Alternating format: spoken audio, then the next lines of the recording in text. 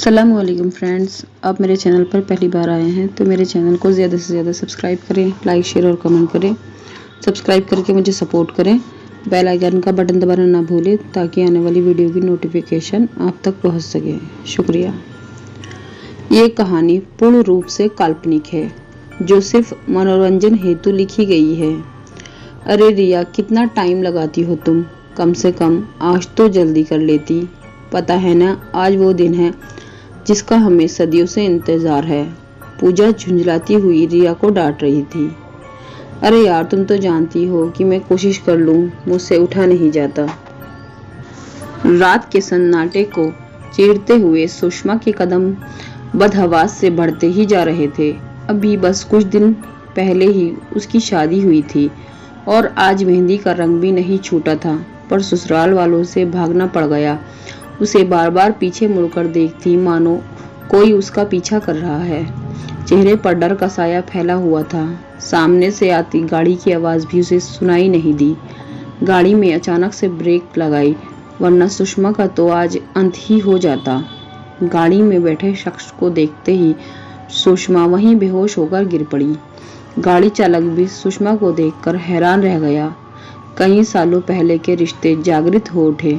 उसने सुषमा को अपनी गाड़ी में बैठाया और अपने घर की ओर गाड़ी बढ़ा दी। एक चलचित्र की भांति उस शख्स की आंखों के सामने पहले की सारी घटनाएं घटने लगी।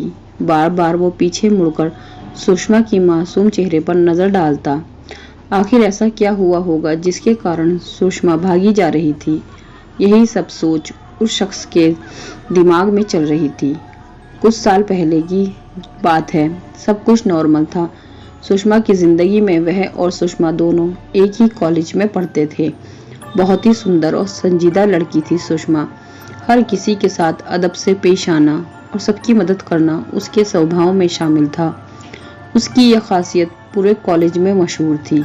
कितने लड़के उसके साथ दोस्ती करना चाहते थे, पर इन सब बातों पे उसका ध्यान नहीं जाता। दूसरी तरफ ऐसी भी लड़कियां थी जो उससे जला करती थी।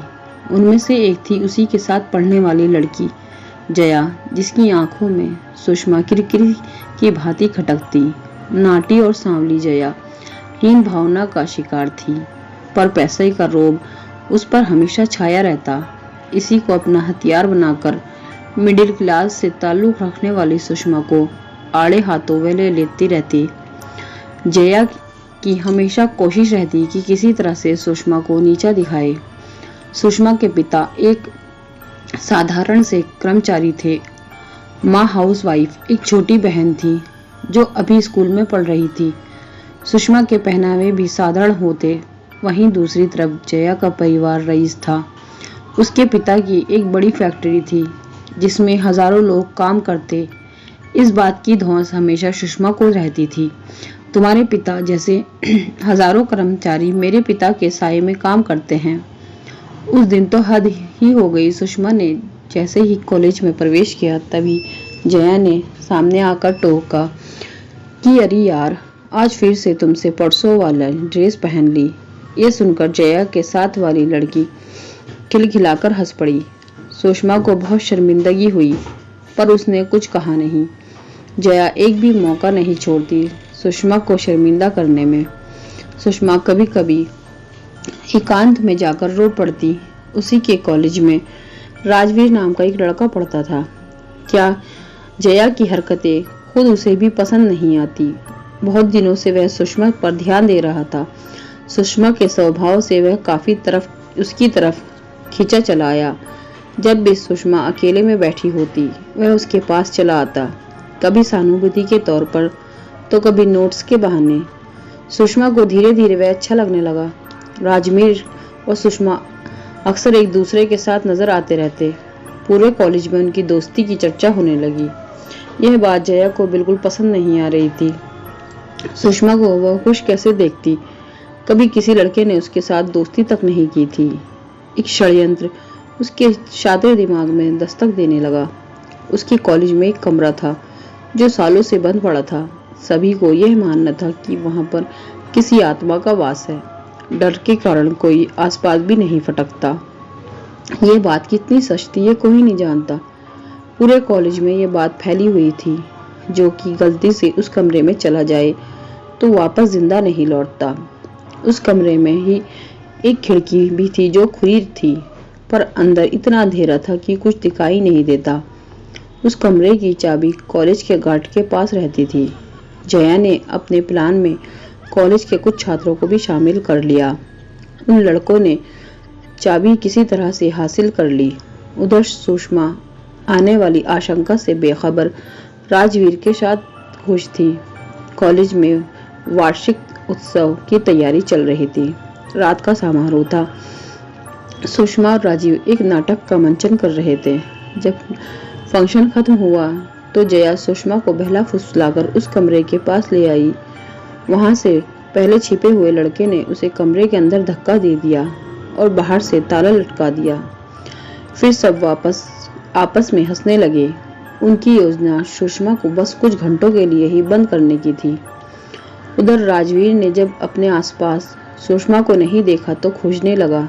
तभी उसे जया कुछ लड़कों के साथ नजर आई। मन में थोड़ा संदेह तो हुआ। जया ने जैसे ही राजवीर को देखा शक पका गई। वह सुषमा के बारे में पूछने पर जया ने बोला कि वह घर चली गई है। उसकी तबीयत थोड़ी ठीक नहीं लग रही थी। राजवीर के जाने के बाद जया की जान में जान आई। सुषमा को कमरे से बाहर भी निकाला है। ये बात फंक्शन की व्यवस्था में सभी के ध्यान से उतर गया। जब जया घर पहुंची तो अचानक उसे सुषमा का ध्यान आ गया, पर कॉलेज तब बंद हो चुका था। अब क्या करें? चलो छोड़ो, थोड़ी अक्ल तो ठिकाने आ जाएगी सोचकर मन ही मन में हंस पड़ी। मेरी नाक के नीचे प्यार की पींगे बढ़ा रही थी। शायद अपनी औकात भूल गई थी। एक मिडिल क्लास को आसमां में उड़ने का कोई हक नहीं होता। सुषमा को कोसते हुए कब जया की आंख लग गई, स्वयं उसे भी नहीं पता चला। जब अगले दिन जया कॉलेज पहुंची तो जल्दी से उस कमरे की तरफ अपने पैर बढ़ाए। जैसे ही उसने दरवाजे को छुआ वह अपने आप ही खुलता गया। बहुत ही आश्चर्यचकित रह गई वह। तभी अंदर से सुषमा बिल्कुल अस्त व्यस्त कपड़ों में बाहर निकली। उसके चेहरे से हवाइयां उड़ रही थी। आंखें सुर्ख लाल हो गई थी। जया को उसने ऐसे देखा मानो उसे जानती ही ना हो। उसकी हालत देखकर जया को सांप सूंघ गया। उसे डर सताने लगा कि कहीं सुषमा प्रिंसिपल से उसकी शिकायत न कर दे। करीब एक हफ्ते तक सुषमा कॉलेज नहीं आई। जया अंदर ही अंदर परेशान हो रही थी कि आखिर उस रात सुषमा के साथ क्या हुआ होगा। तभी उसे दूर से सुषमा आती दिखाई दी, एकदम खिली खिली पहले जैसी। पर जैसे ही उसने जया को देखा तो अचानक सुषमा के चेहरे का रंग ही बदल गया। आंखें सुर्ख लाल हो गई और जोर जोर से हाँफने लगी। आसपास की लड़कियों ने उसे संभाला और जया को हटने को कहा। राजवीर सुषमा के लिए बहुत चिंतित हो रहा था। उस रात की जया की हरकतें पूरी कॉलेज में फैल गई। बात प्रिंसिपल तक भी पहुंची।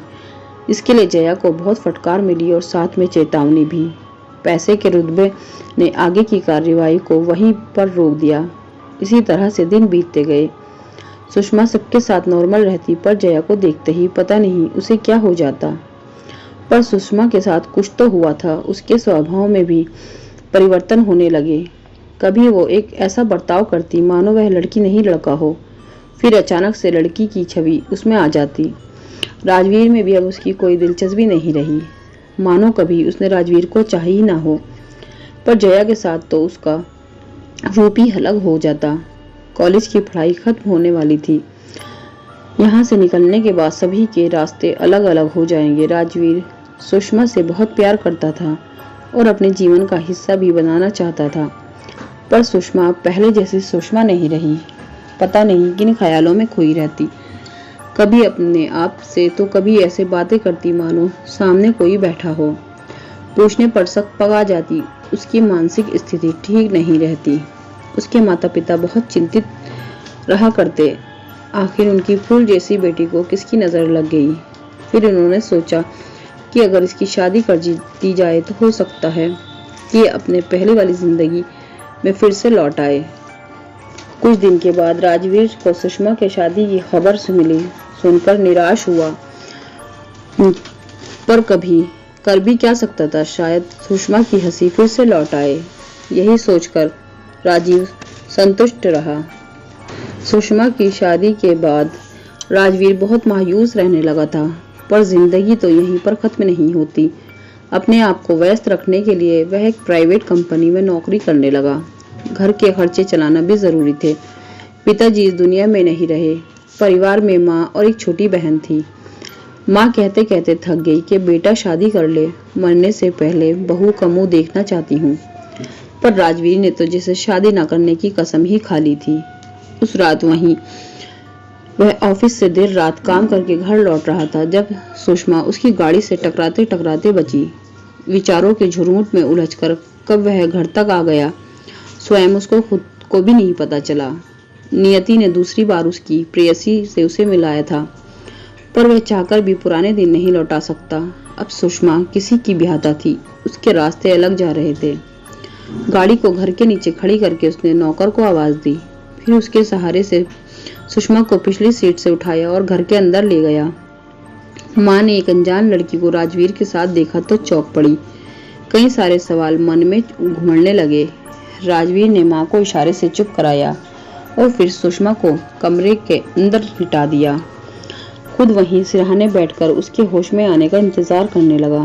कन अखियों से वह सुषमा के मासूम चेहरे को निहारे जा रहा था। इसी लड़की की मुस्कुराहट और सादगी पर फिदा था। वह कितनी हसीन पल थे वो कॉलेज के दिनों में कि जब सुषमा उसकी जिंदगी से चली गई तो कितना हताश हो गया था वह, पर उसने अपने आप को किसी तरह संभाला। पिताजी के जाने के बाद आखिर माँ और छोटी बहन का वही तो सहारा था। फिर अपनी जिम्मेदारियों से कैसे पीछे छुड़ाता, पर अपने साथ नाइंसाफी कर गया। सुषमा के अलावा दिल में किसी और लड़की को जगह दे नहीं पाया। राजवीर, माँ कहती रही कि शादी कर ले बेटा, पर उसने तो जैसे कसम खाई थी शादी ना करने की। अचानक सुषमा की आवाज से उसकी तंद्रा टूटी। सुषमा आश्चर्य से उस कमरे की सभी चीजों को देखने लगी, मानो किसी को खोज रही हो। तभी राजवीर की आवाज से वह उसकी तरफ मुखातिब हुई। जैसे ही राजवीर को उसने देखा, वह एक बच्चे की भांति उसके गले से लिपट गई। चंद साल ही तो हुए थे दोनों को एक दूसरे से अलग हुए। राजवीर ने भी उसे अपने आप से चिपका लिया। सहानुभूति का मार्मिक स्पर्श सुषमा को अंदर तक छू गया। तभी अचानक से सुषमा ने अपने आप को राजवीर से अलग किया। शायद दोनों को अपने अपने दायरे का भान हो गया था। राजवीर के सामने बहुत सारे प्रश्न थे जिसका जवाब वह कई सालों से ढूंढ रहा था। कमरे में बंद होने की वजह से घटना से लेकर आज तक की सारी घटनाएं उसके लिए एक प्रश्न चिन्हित बनी हुई थी। पर अभी सबसे बड़ा सवाल यह था कि आखिर सुषमा अपने ससुराल से क्यों भागी। चंद दिनों में ही ऐसा उसके साथ क्या घटित हो गया। तब सुषमा ने एक ठंडी सांस लेते हुए जो बातें बताई वह वाकई खून में जमा देने वाली थी। कितने अजीबोगरीब हालात में सुषमा की जिंदगी गुजर रही थी, कितना कुछ सहा उसने। अपनी बातों को बयां करते हुए सुषमा ने बताया कि कॉलेज से निकलने के बाद, या यूं कहो कि कॉलेज के उस कमरे में बिताई एक रात ने मेरी जिंदगी ही बदल दी। हर समस्या मुझे एहसास होता रहता कि कोई मेरा पीछा करता है। अपने आसपास में किसी की मौजूदगी हमेशा महसूस करती रहती। कभी नींद में बड़बड़ाती तो कभी एकांत में अपने आप से ही बातें करती रहती। माँ पिताजी परेशान रहने लगे। एक आकृति को मैं हमेशा अपने आसपास महसूस करती रहती। शायद वो साया मेरे से कुछ कहना चाहता हो या कुछ करवाना चाहता हो। पर एक बात तो मैं निश्चित रूप से ये कह सकती थी कि एक साया एक आदमी का था। एक रात में अपने कमरे में नींद का इंतजार कर रही थी। करवट बदलते बदलते आधी रात बीत गई। नींद आने का नाम ही नहीं ले रही थी। अचानक से एक तेज हवा का झोंका मेरे पास से गुजरा और मेरे कान की बाली को छू गया। अपने कानों में मैंने सुषमा सुषमा की ध्वनि स्पष्ट सुनी। मैं इधर उधर देखा पर कोई नजर नहीं आया। मैं मुंह से माँ माँ की आवाज निकालना चाहती थी, पर आवाज गले में ही अटक गई। अचानक मेरे सामने एक आकृति हवा में लहराई। यह देखकर मैं डर से वहीं बेहोश हो गई। फिर सुबह जब आंख खुली तो मैं अपने बिस्तर पे थी और मेरे पास ही मेरी माँ चिंतातुर होकर बैठी हुई थी। पिछली रात वाली घटना से मैं माँ को बताना चाहती थी, पर कुछ सोचकर चुप रह गई। इन घटनाओं को बताकर मैं उन्हें परेशान नहीं करना चाहती थी। अपनी जिंदगी से तंग आ गई थी मैं। अगले दिन मेरी जिंदगी की किताब के पन्ने बदलने वाले थे। मेरे लिए महेंद्र नाम के लड़के का रिश्ता आया। वो रिश्ता किसी और किसके द्वारा आया, ये बात ना मेरे घर वालों को और ना ही मुझे पता चली। पिताजी ने घर खानदान देखा और मुझे ब्याह दिया। मैंने भी सोचा कि चलो मेरी जिंदगी में खुशियां दस्तक देगी। अपने भावी जिंदगी से मैं अंदर ही अंदर प्रफुल्लित होने लगी। पर पिक्चर का क्लाइमेक्स तो अभी बाकी था। सुषमा कपकपाती हुई आवाज बोले जा रही थी और राजवीर ध्यान से सुन रहा था। विदाई के बाद जब मैं अपने ससुराल गई तो मुझे वहां का माहौल बड़ा अटपटा लगा। जैसे कि शादी वाले घर में भी 2-3 लोगों के अलावा और कोई रिश्तेदार शरीक नहीं हुआ। महेंद्र के पिताजी को देहांत कुछ साल पहले हो गया था। घर में मेरी सासू माँ और पति के अलावा बस मैं ही थी। मेरी सासू माँ अजीब नजरों से मुझे हमेशा घूरती रहती। एक चीज और आश्चर्यचकित कर रही थी कि माँ और बेटे को मैंने बातचीत करते कभी नहीं देखा। पति महेंद्र शादी की पहली रात को पता नहीं कहाँ चले गए। जब मैंने अपनी सासू माँ से ये बात पूछी तो मुझे ऐसे देखने लगी मानो मैंने पूछकर कोई गुनाह कर दिया हो। मैं अपने कमरे में आ गई। इंतजार करते करते कब आंख लग गई पता नहीं। जब उठी तो देखा कि महेंद्र बिस्तर पर औंधे मुंह लेटे हुए हैं। मैं अजीब सी छुअन का एहसास हमेशा ऐसे होते रहता मुझे। हाँ, एक बात मुझे सकते में डाल रही थी कि जिस आकृति को मैं शादी के पहले कभी कभी महसूस करती थी वह इस घर में हमेशा उसके अस्तित्व का एहसास मुझे मिलने लगा। अगले दिन शादी के बाद जब मैं अपने ससुर जी की फोटो के सामने खड़ी होकर प्रणाम कर रही थी तभी मुझे लगा कि उनकी आंखें हिल रही हैं। डर के कारण मैं जैसे ही मुड़ी तभी कानों में सुषमा सुषमा की आवाज गूंजने लगी। मैंने इस बात का जिक्र भी महेंद्र से किया पर मेरी बातें उन्हें बचकाने लगी। एक रात में सोई थी तभी मुझे लगा कि कोई मेरा नाम लेकर पुकार रहा है। मैं अर्ध निंद्रा की अवस्था में बिस्तर से उठी और कमरे से निकलकर गलियारे में जाने लगी। तभी मेरे सामने एक साया प्रकट हो गया। मैंने भागने की कोशिश की तभी मेरे ससुर जी की तस्वीर हवा में लहराने लगी। मैं चिल्ला रही थी पर कोई मेरी मदद के लिए नहीं आया। पता नहीं वो लोग किस दुनिया में खोए रहते थे। शादी के तीसरे दिन की बात है। मैं खिड़की के पास खड़ी अपने विचारों में खोई पौधों को देख रही थी। मेरी सासू माँ पौधों को पानी दे रही थी। तभी मैंने देखा कि वो किसी से बात कर रही हैं पर मुझे कोई आसपास नजर नहीं आया। उस दिन मैंने उन्हें पहली बार मुस्कुराते देखा था।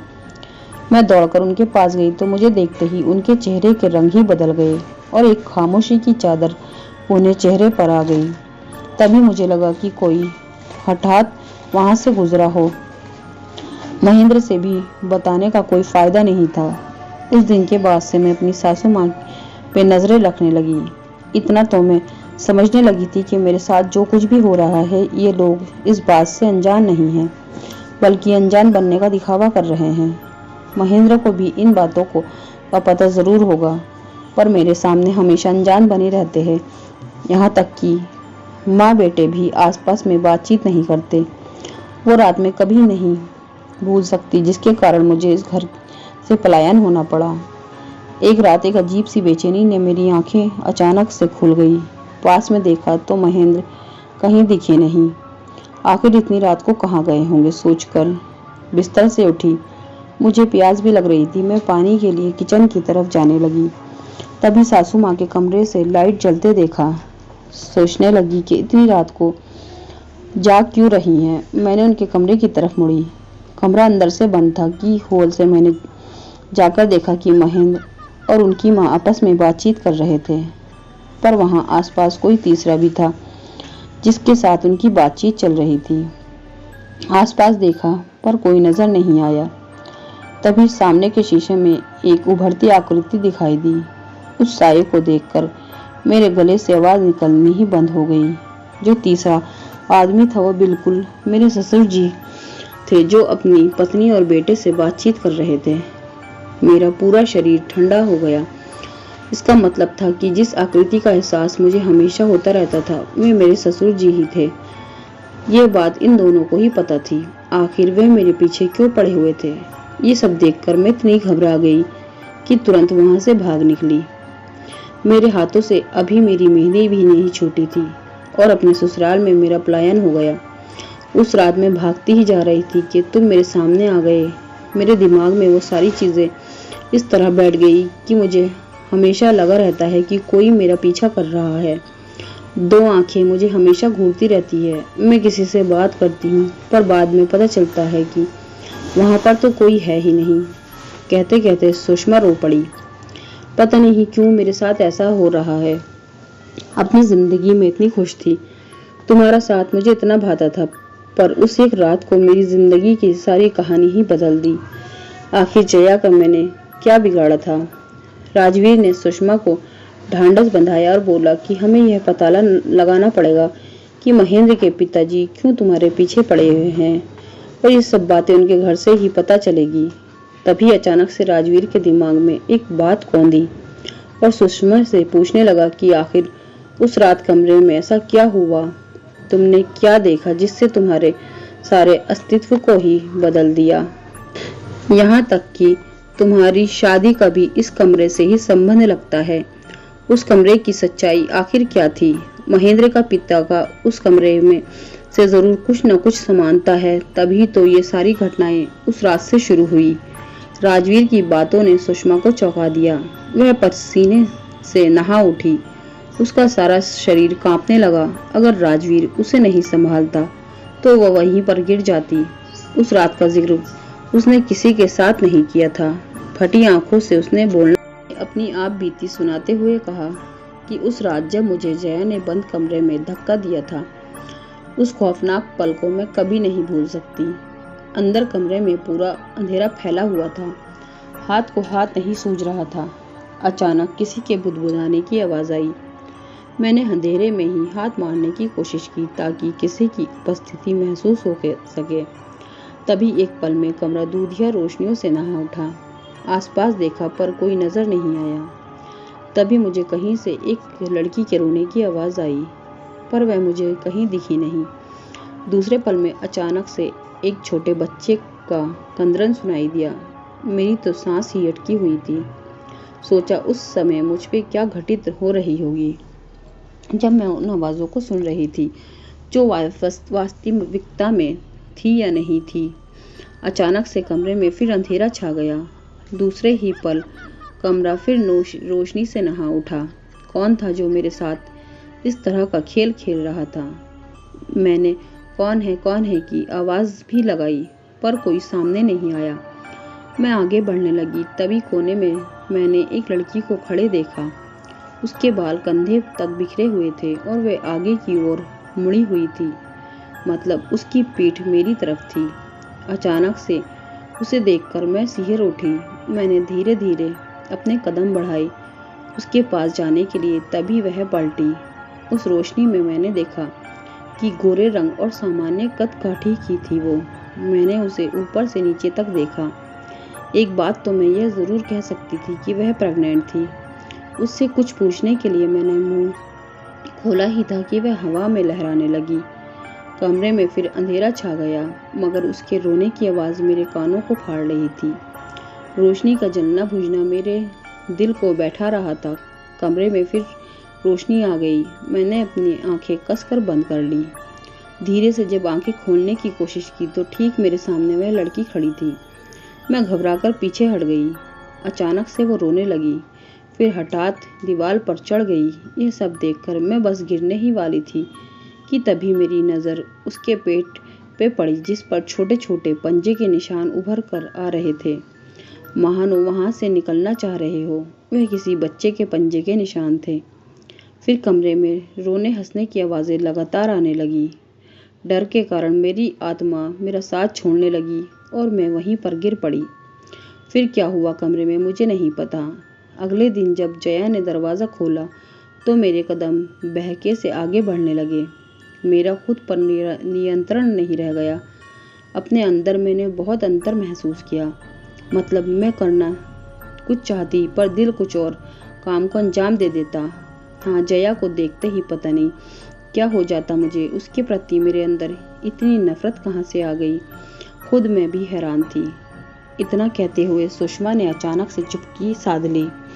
राजवीर सुषमा की आप बीती सुनकर जैसे नींद से जागा। उसके अंदर यह जानने की प्रबल इच्छा हो रही थी कि कमरे के अंदर तो एक लड़की की प्रेत आत्मा थी, पर सुषमा के पीछे तो कोई पुरुष का साया था। आखिर उस आदमी का संबंध उस कमरे से कैसे हो गया?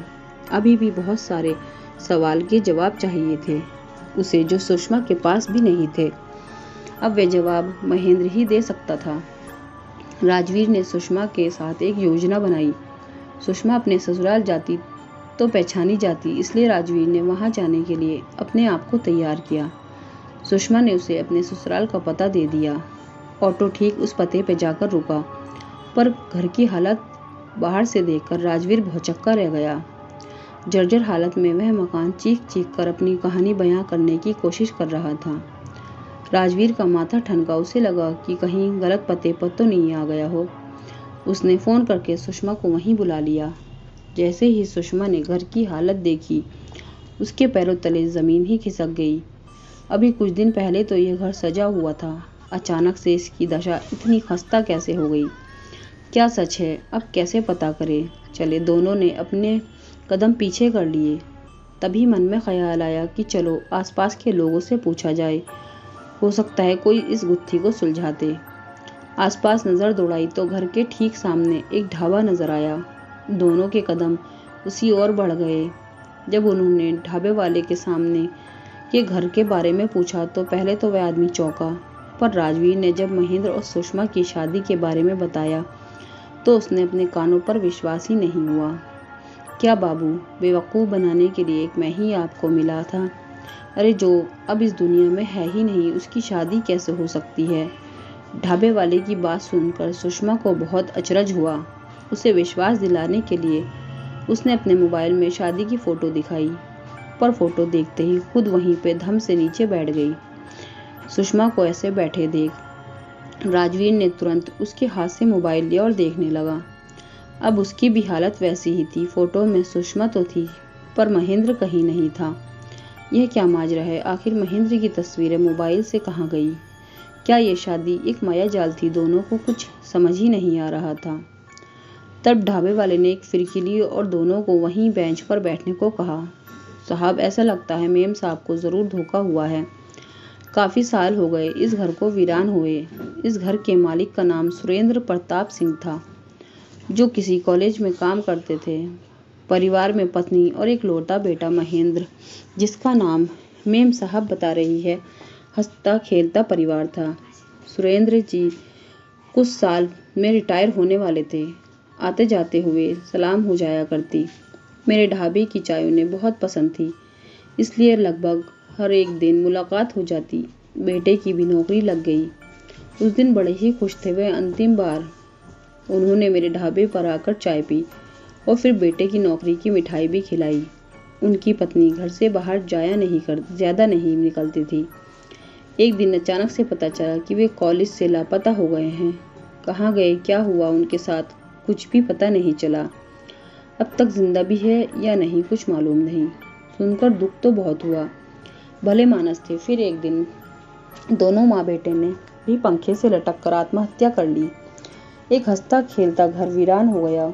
कई साल गुजर गए। पता लगता है कि कल की बात हो। कोई रिश्तेदार भी यहाँ झांकने को नहीं आया तो घर तो खंडर बनेगा ही।